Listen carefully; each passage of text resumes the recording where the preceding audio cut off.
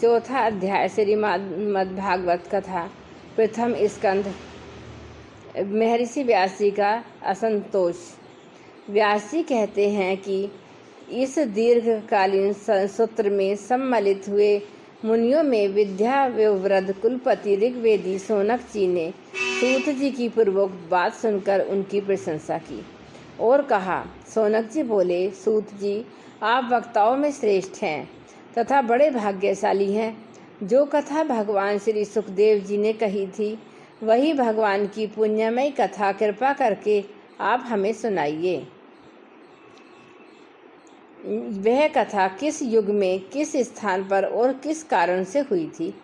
मुनिवर श्री कृष्ण द्वैपायन ने किसकी प्रेरणा से इस परमहंसो संहिता का निर्माण किया था?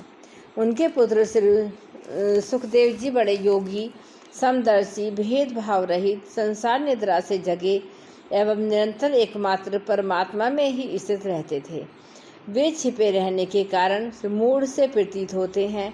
व्यास जी भी जब संन्यास के लिए वन की ओर जाते हुए अपने पुत्र का पीछा कर रहे थे, उस समय जल में स्नान करने वाली स्त्रियों ने नंगे सुखदेव जी को देखकर तो वस्त्र धारण नहीं किया, परंतु वस्त्र पहने हुए व्यास जी को देखकर लज्जा से कपड़े पहन लिए।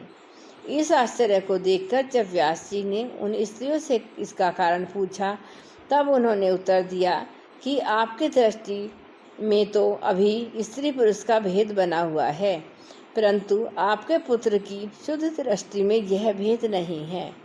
कुर्जा जल देश में पहुंचकर हस्तिनापुर में पागल, गूंगे तथा जड़ के समान विचरते होंगे। नगरवासियों ने उन्हें कैसे पहचाना? पांडव नंदन राजऋषि परीक्षित का इस मौनी सुखदेव जी के साथ संवाद कैसे हुआ, जिसमें यह भागवत संहिता कही गई है?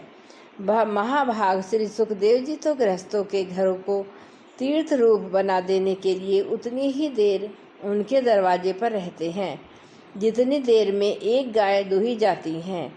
सूत जी, हमने सुना है कि अभिमन्यु नंदन परीक्षित भगवान के बड़े प्रेमी भक्त थे। उनके अत्यंत आश्चर्यमय जन्म और कर्मों का भी वर्णन कीजिए। वे तो पांडव वंश के गौरव बढ़ाने वाले सम्राट थे। वे भला किस कारण से साम्राज्य लक्ष्मी का परित्याग करके गंगा तट पर मृत्यु पर्यंत अनशन व्रत लेकर बैठे थे? शत्रुगण अपने भले के लिए बहुत सा धन लाकर उनके चरणों में रखने की चौकी को नमस्कार करते थे। वे एक वीर युवक थे। उन्होंने उस दुष्ट लक्ष्मी को अपने प्राणों के साथ भला क्यों त्याग देने की इच्छा की?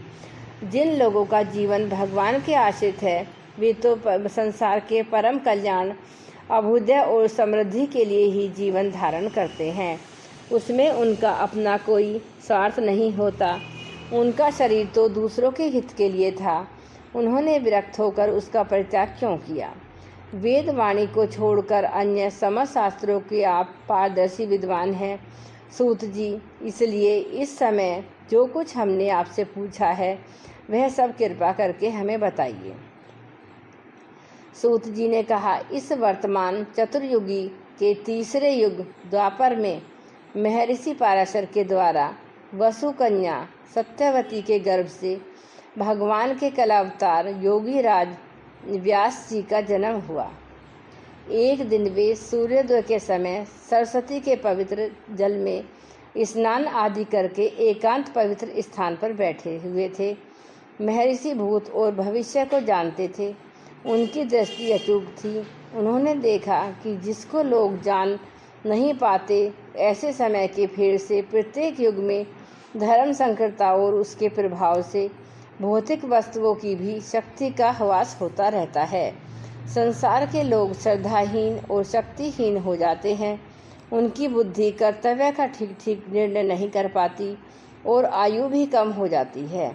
लोगों की इस भाग्यहीनता को देखकर उन मुनीश्वर ने अपनी दिव्य दृष्टि से समस्त वर्गों और आश्रमों का हित कैसे हो, वेदोक्त चातुर्होत्र कर्म लोगों का हृदय शुद्ध करने वाला है। इस दृष्टि से यज्ञों का विस्तार करने के लिए उन्होंने एक ही वेद के 4 विभाग कर दिए। व्यास जी के द्वारा ऋग, यजु, साम और अथर्व, इन 4 वेदों का उद्धार हुआ। इतिहास और पुराणों को 5वां वेद कहा जाता है। उनमें से ऋग्वेद के पैल,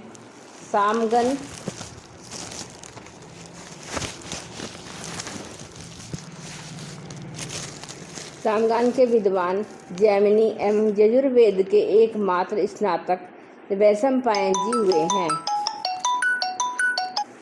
अर्थवेद में प्रवीण हुए दरुनंदन सुमंत मुनि इतिहास और पुराणों के स्नातक मेरे पिता रोमहर्षण थे। इन पूर्वोक्त ऋषियों ने अपनी अपनी शाखा को और भी अनेक भागों में विभक्त कर दिया। इस प्रकार शिष्य, प्रशिक्षक और उनके शिष्यों द्वारा वेदों की बहुत सी शाखाएं बन गईं।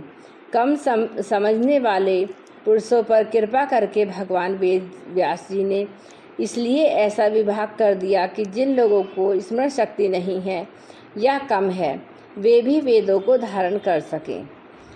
स्त्री, शूद्र और पतित, द्विजपति, द्विजाति तीनों ही वेद श्रवण के अधिकारी नहीं हैं। इसलिए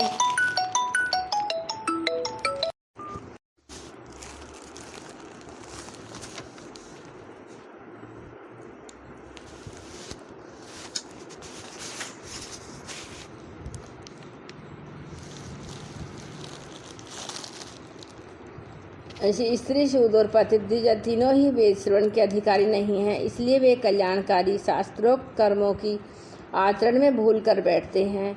अब इसके द्वारा उनका भी कल्याण हो जाए, यह सोचकर महामुनि व्यास जी ने बड़ी कृपा करके महाभारत इतिहास की रचना की।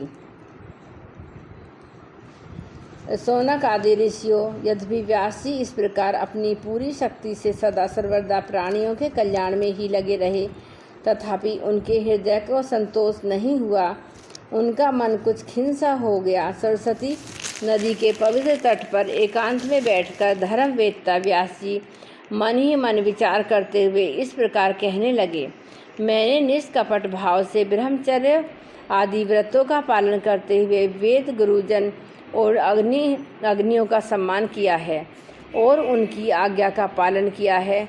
महाभारत की रचना के बहाने मैंने वेद के अर्थ को खोल दिया है, जिससे स्त्री, शूद्र और आदि भी अपने अपने धर्म कर्म का ज्ञान प्राप्त कर लेते हैं। यद्यपि मैं ब्रह्म तेज से संपन्न एवं समर्थ हूँ, तथापि मेरा हृदय पूर्ण काम सा जान पड़ता है।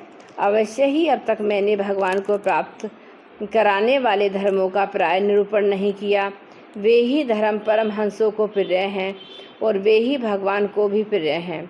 हो न हो मेरी अपूर्णता का यही कारण है। श्री कृष्ण द्वैपायन व्यास इस प्रकार अपने को अपूर्ण सा मानकर जब खिन्न हो रहे थे, उसी समय पूर्वोक्त आश्रम पर देवऋषि नारद आ पहुँचे। उन्हें आया देखकर व्यास जी तुरंत खड़े हो गए। उन्होंने देवताओं के द्वारा सम्मानित देवऋषि नारद की विधि पूर्वक पूजा की।